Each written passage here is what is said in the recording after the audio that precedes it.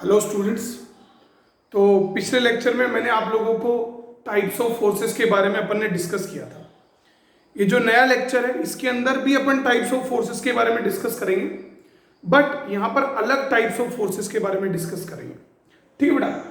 तो आज जो अपन टाइप्स ऑफ फोर्सेस के बारे में डिस्कस करने वाले हैं that is balanced forces and unbalanced forces. The type of forces which we are going to discuss today is balanced forces and unbalanced forces. ठीक है बेटा। अब बैलेंस्ड फोर्स का मतलब क्या होता है, समझ रहे हैं? What do you mean by balanced force? सबसे पहले बैलेंस्ड फोर्स के बारे में समझेंगे। तो देखो, मान लो मेरे पास इस तरह से कोई भी बॉडी है, समझ रहे बेटा? दिस इज द बॉडी, और इस बॉडी पर आप सबसे पहले हेडिंग डाल लेते हैं बैलेंस्ड फोर्सेस।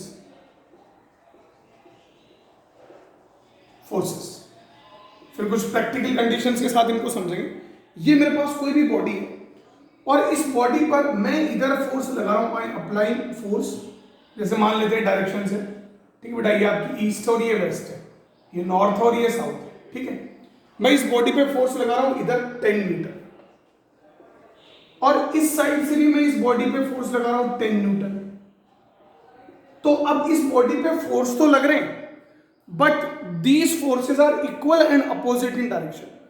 बराबर है और एक दूसरे के अपोजिट है डायरेक्शन में, समझ रहे हैं? तो ये कैंसिल कर जाते हैं। So these type of forces are known as balanced forces. ये कैसे फोर्सेस हैं? Balanced forces. ऐसे बैलेंस्ड फोर्स कहलाते हैं। बैलेंस्ड फोर्स का डेफिनेशन अगर आप देने जाएंगे तो क्या कहेंगे? If sum of all the forces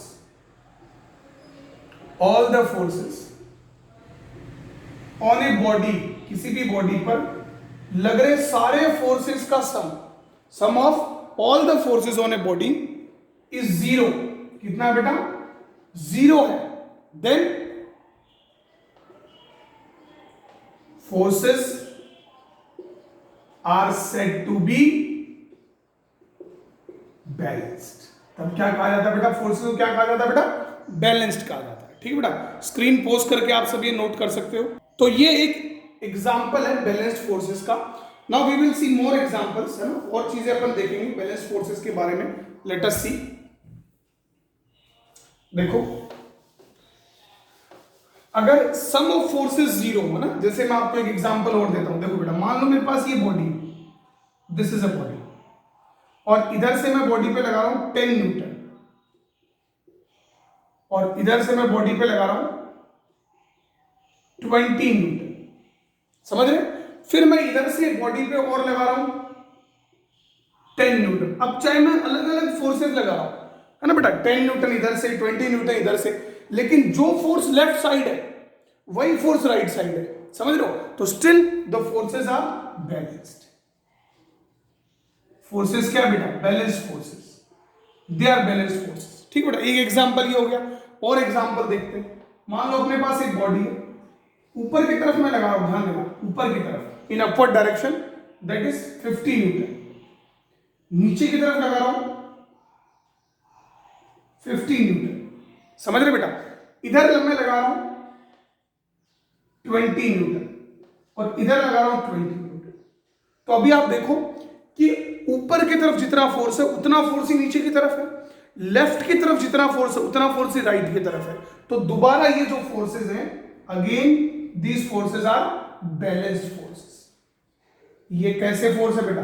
balanced forces, समझ रहे हैं? बैलेंस्ड फोर्सेस का मतलब हर एक डायरेक्शन में बॉडी पे लग रहा फोर्स इक्वल एंड अपोजिट है, तो forces are said to be balanced. Screen pause करके ये दोनों एग्जांपल आप लोग नोट कर सकते हो, नोट कर लिया होगा। नाउ लेट अस सी। देखो, दिस इज बैलेंस्ड फोर्स। कुछ एग्जांपल हो। अब इसमें कुछ एक प्रैक्टिकल सिचुएशन की अपन बात करते हैं ना, वो अपन लास्ट में मतलब उसको पूरा लास्ट में समझ में आएगा। देखो, प्रैक्टिकल सिचुएशन की बात करते हैं। मान लो जैसे अपने पास यहां पर कोई ग्राउंड है, समझ रहे? और यहां पर कोई बॉडी है, कोई भी ट्रंक है, बहुत भारी ट्रंक है, वो रखा हुआ है, and someone is pushing this trunk. कोई जो है वो इस ट्रंक को पुश कर रहा है, someone is pushing this trunk, इस ट्रंक को पुश कर रहा है, ठीक है बेटा, पुशिंग दिस ट्रंक। तो जब आप शुरू में इस ट्रंक को पुश करते हैं तो आप तो फोर्स लगाते हैं, यू अप्लाई फोर्स, है ना, you are applying force in this direction on this trunk, लगा रहे हैं फोर्स, ठीक है। अभी अपना जो ट्रंक है या बॉडी है वो एट रेस्ट है, अभी मोशन में नहीं आया, ट्रंक इज एट रेस्ट। तो शुरू में आप फोर्स लगाते हैं इधर, है ना, कोई भी भारी चीज है जिसको आपने कभी पुश किया हो, आप फोर्स लगाते हैं, लेकिन फिर भी ट्रंक मूव नहीं करता, trunk does not move from its position, trunk वहीं रहता है। तो इसका क्या कारण है कि ट्रंक मूव ही नहीं किया, आपने फोर्स लगाया फिर भी ट्रंक मूव नहीं किया? तो इसका कारण क्या हुआ, जब आप फोर्स लगा रहे हैं तो ग्राउंड इस ट्रंक पे इधर क्या लगा रहा है बेटा, फ्रिक्शन, समझ रहे हैं। और इस केस में जब ट्रंक मूव नहीं करता तब, है ना, ट्रंक इज एट रेस्ट, है ना, देन द अप्लाइड फोर्स जो होता है, अप्लाइड फोर्स जो होता है that is equal to friction, वो फ्रिक्शन के बराबर होता है। ये जो फ्रिक्शन लग रहा है ना बेटा, समझ रहे हो, इस फ्रिक्शन के बराबर होता है ये अप्लाइड फोर्स, समझ रहे हैं। सो दैट इज, अब इस सिचुएशन में आप मुझे बताओ क्या है, इस सिचुएशन में forces are balanced, forces are balanced, अब बैलेंस है, समझ रहे हो बेटा, दीज आर बैलेंस्ड फोर्सेस, दोनों फोर्सेस बैलेंस्ड है। इस अप्लाइड फोर्स को इस फ्रिक्शन ने क्या कर दिया बेटा, बैलेंस कर दिया, ठीक है। ये भी आप स्क्रीन पॉज करके नोट कर सकते हो सब। चलो बेटा, नोट कर लिया होगा सबने, आगे बढ़ते हैं। अब कुछ क्वेश्चन देता हूं बैलेंस्ड फोर्स पे, ठीक है, थोड़ा बहुत आपको आइडिया लगेगा, ठीक है बेटा। देखो जैसे क्वेश्चन, तो अपना क्वेश्चन नंबर 1 है ये इस टॉपिक का। तो ये मेरे पास कोई बॉडी है, आई हैव दिस बॉडी, इधर मैं फोर्स लगा रहा हूं 50 न्यूटन, 50 न्यूटन, और इधर फोर्स लग रहा है, ये लग रहा है 10 न्यूटन, और यहां जो फोर्स लग रहा है उसकी वैल्यू मुझे पता नहीं, दैट इज एफ, ठीक है। तो आपको मैं सिंपल सा बात बोल रहा हूं कि इफ फोर्सेस आर बैलेंस्ड, अगर फोर्सेस बैलेंस्ड हैं,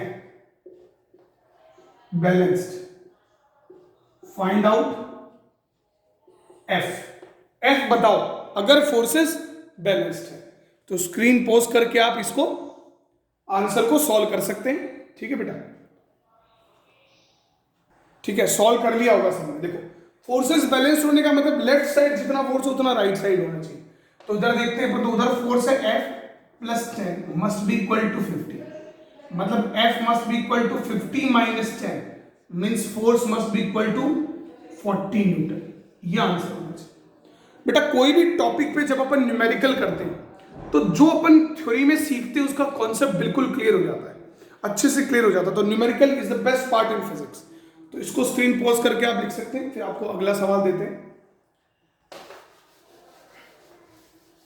देखो सेम क्वेश्चन है, सेम क्वेश्चन है, उसी का पार्ट 2 लिख लो, क्वेश्चन 2 का वही क्वेश्चन में। यहां लग रहा है 10 न्यूटन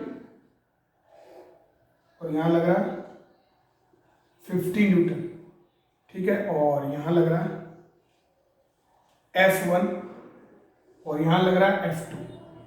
तो इस बार आपको दो वैल्यूज पता करनी, you have to find out F1 and F2 if all forces are balance. अगर सारे के सारे फोर्सेस बैलेंस्ड है तो F1 और F2 निकालो। तो स्क्रीन पॉज करके आप आराम से कर सकते हो गया होगा सबका, बहुत आसान है। देखो लेफ्ट वाला फोर्स राइट वाले के बराबर होना चाहिए, मतलब आपका जो F2 है that must be equal to what, 10 newton, वो 10 न्यूटन के बराबर होना चाहिए। और आपका जो F1 है that must be equal to 50 newton, वो 50 न्यूटन के बराबर होना चाहिए, ठीक बेटा, कोई प्रॉब्लम वाली बात नहीं। ऊपर वाला नीचे वाले के बराबर, लेफ्ट वाला राइट वाले के बराबर, दिस इज द थिंग। बहुत आसान कॉन्सेप्ट है, आराम से नोट कर सकते हो आप लोग। अभी अगला क्वेश्चन देते हैं आपको, देखो नाउ लेट अस सी। अब मान लो थोड़ा सा अच्छा क्वेश्चन है, ध्यान से देखना सारे बच्चे।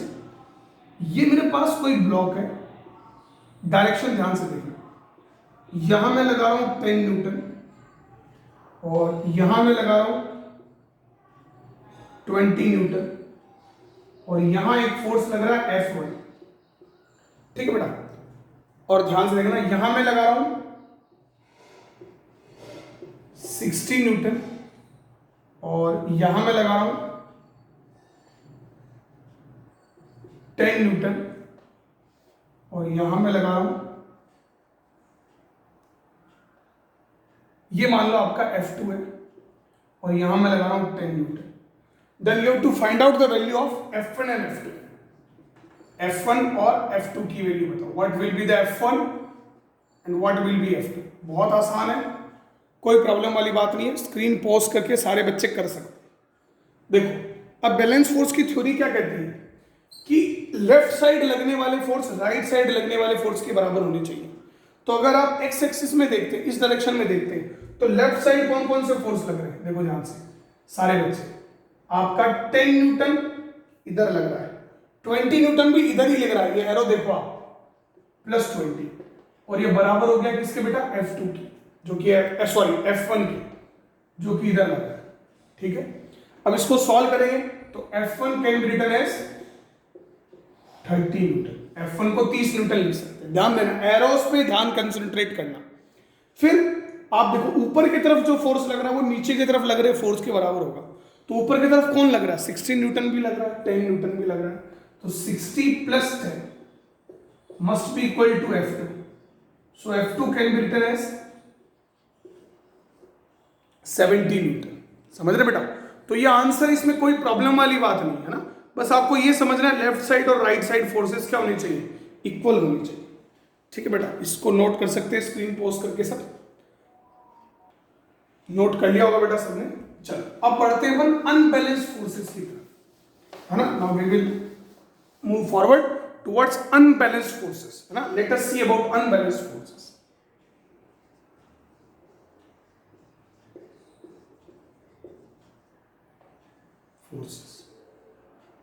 अनबैलेंस्ड फोर्सेस, है ना बेटा। अब जस्ट अपोजिट हो गया बैलेंस्ड फोर्स का, समझ रहे, जस्ट अपोजिट, बैलेंस्ड और अनबैलेंस्ड आपको समझ में आता है। देखो मान लो मेरे पास एक बॉडी है और इधर मैं उस पर फोर्स लगा रहा हूं 10 न्यूटन और इधर फोर्स लगा गया 20 न्यूटन, समझ रहे बेटा। तो अब इस सिचुएशन में ये फोर्सेस क्या है, अनबैलेंस्ड, है ना। लेफ्ट साइड और राइट साइड फोर्स बराबर नहीं है, तो देयर आर अनबैलेंस्ड फोर्सेस। तो अनबैलेंस्ड फोर्सेस की सिंपल डेफिनेशन है कि if net force, sum of force